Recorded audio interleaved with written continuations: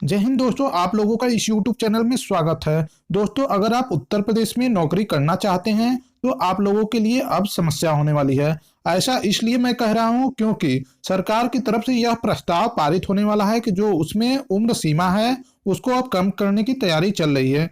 जैसा कि कई न्यूज़पेपरों में ऐसा न्यूज आया हुआ है कि उसमें जो उम्र सीमा है उसको पहले 40 से घटा करके 30 करने की तैयारी चल रही है। तो ले चलते हैं आपको न्यूज की तरफ। तो जैसे कि आप देख सकते हैं, इसमें दिया गया है कि यूपी में नौकरी में भर्ती की उम्र सीमा जो है 30 वर्ष करने की सिफारिश चल रही है। जो वहाँ के मंत्रालय है उन्होंने जो सीएम है उनको इस उम्र सीमा है उसको कम करने के लिए प्रस्ताव पारित करने वाले हैं। तो इसमें क्या क्या डिटेल है, क्या छूट है, उसके बारे में हम पूरा जानेंगे। देखिए, यहाँ पर दिया गया अभी अनारक्षित वर्ग के अभ्यर्थी 40 वर्ष तक कर सकते हैं आवेदन।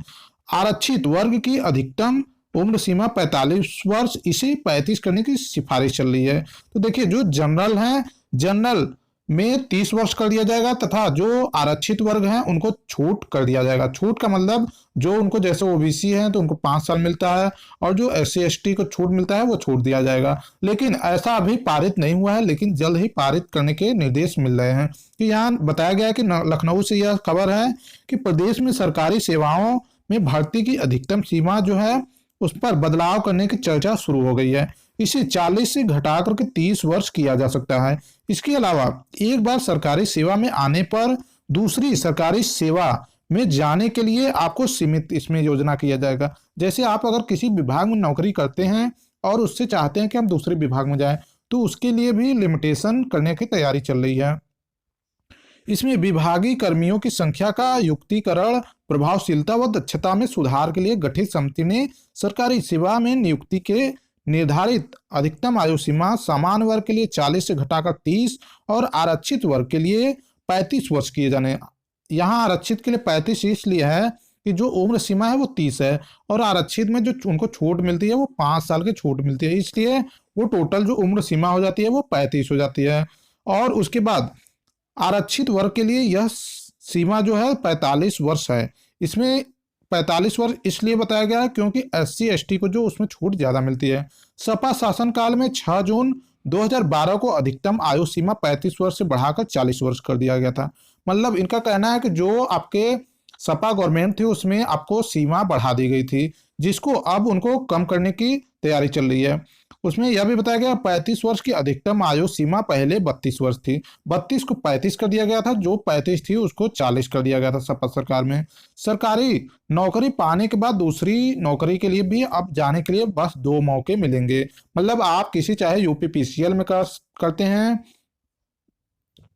चाहे एनटीपीसी में करते हैं, तो आप अगर किसी में चेंज करना चाहते हैं, स्विच होना चाहते हैं, उसका फॉर्म भरते हैं तो उसके लिए आपको बस 2 मौके मिलेंगे। इसमें देखिए बताया गया है कि सरकारी सेवा में भर्ती के बाद कार्मिक की अन्य सेवा की परीक्षा में शामिल होने के लिए अधिकतम 2 अवसर देने के लिए सुझाव दिया गया है। सेवा में चयन होने के लिए यदि कोई अभ्यर्थी अन्य परीक्षा में शामिल होने के लिए आवेदन करता है तो उसे पहली बार कार्यभार ग्रहण करने के लिए 1 वर्ष का वेतन रहित अवकाश स्वीकृत करने की सिफारिश की गई है।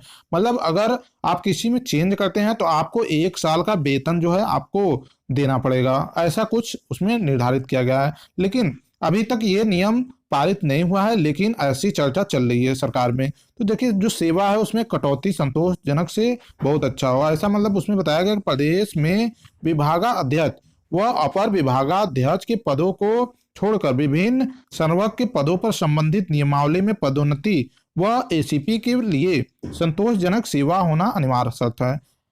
समिति ने पदोन्नति व एसीपी के लिए संतोषजनक सेवा के स्थान पर बहुत अच्छा मापदंड करने के लिए कहा है। इसी तरह विभागों व कर्मियों को प्रोत्साहित करने के लिए भी प्रत्येक वर्ष मुख्यमंत्री पुरस्कार योजना उसमें करने के लिए कहा गया है तथा जो भी आपके प्रदर्शन व नवाचार के लिए व्यक्तिगत व विभाग दोनों श्रेणियों में देने की संतुष्टि की गई है।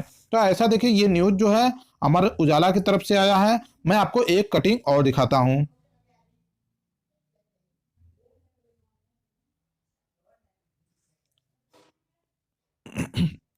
देखिए, इसमें भी ये बताया गया है कि जो सरकारी नौकरी में देखिए इसमें भी ये बताया गया है कि जो सरकारी नौकरी में भर्ती की अधिकतम उम्र सीमा 30 वर्ष करने की सिफारिश की गई है।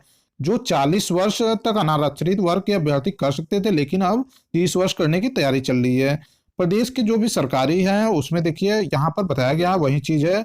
इसमें एक चीज नया है, मैं यहाँ पर आपको वो भी बता देता हूँ कि जो समूह ग में 5 वर्ष संविदा, ये वाली बात जो है अभी पिछले कुछ महीनों में उठी हुई थी, तो उसके बारे में भी यहाँ कहा गया है। क्या कहा गया है कि जो समिति ने समूह ग की भर्ती पहले 5 वर्ष तक संविदा पर रखने की सिफारिश की है, पर इस सुझाव पर कि फिलहाल किसी तरह की कार्रवाई की नजर नहीं आ रही, मतलब इस पर अभी एक्टिवेशन नहीं हो रहा है। समिति के मुताबिक गुजरात में डॉक्टर पी.के. दास समिति की संस्तुतियां पर समूह ग व घ की सेवाओं में नियमित नियुक्तियां किए जाने के पूर्व प्रथम जो 5 वर्ष होगा आपको उसको संविदा पर रखने के लिए ऐसी व्यवस्था की गई थी। आपको ऐसी व्यवस्था 2006 में शुरू की गई थी। मतलब उनका कहना है कि ऐसी चीजें आप करिए, ये अच्छा है, ऐसा सुझाव दिया गया। लेकिन जो संविदा वाली बात है वो अभी उस पर एक्टिवेशन नहीं है, लेकिन जो उम्र सीमा वाली है वो देखिए उस पर चर्चा चल रही है। हो सकता है आगे कुछ वर्षों में हो जाए या कुछ महीनों में हो जाए। अब देखिए ये नियमावली कब होती है, लेकिन जिसकी उम्र सीमा ज्यादा हो गई है, अगर वो तैयारी करते हैं या जॉब कोई करते हैं, प्राइवेट जॉब करते हैं, उनके लिए यह समस्या होने वाली है। तो दोस्तों यह जानकारी आ रही थी उम्र सीमा को लेकर के, इसलिए मुझे लगा कि आप लोग को यह जानकारी देना चाहिए। अगर आप लोग को यह जानकारी अच्छी लग रही है तो आप अपने दोस्तों तक जरूर शेयर करें, जिसके कारण उनको जानकारी हो सके। तो दोस्तों आपको बता दें, अगर आप ITI करते हैं, CTI करते हैं, अगर अनुदेशक भर्ती का इंतजार कर रहे हैं, तो आप हमारे प्लेलिस्ट में जॉब अपडेट में जाकर के वहां भर्ती से नोटिफिकेशन देख सकते हैं, तथा अगर आप ITI करते हैं तो ITI के नोटिफिकेशन देख सकते हैं। सबका जो प्लेलिस्ट में अलग अलग पार्ट में डॉक्यूमेंट्स बनाया गया है, तो आप उसको क्लिक करिए, अपना जानकारी वहां से लीजिए। तो दोस्तों आज के लिए वीडियो यहीं समाप्त करते हैं, मिलते हैं किसी नेक्स्ट टॉपिक में नेक्स्ट वीडियो के साथ। तब तक के लिए जय हिंद, वंदे मातरम।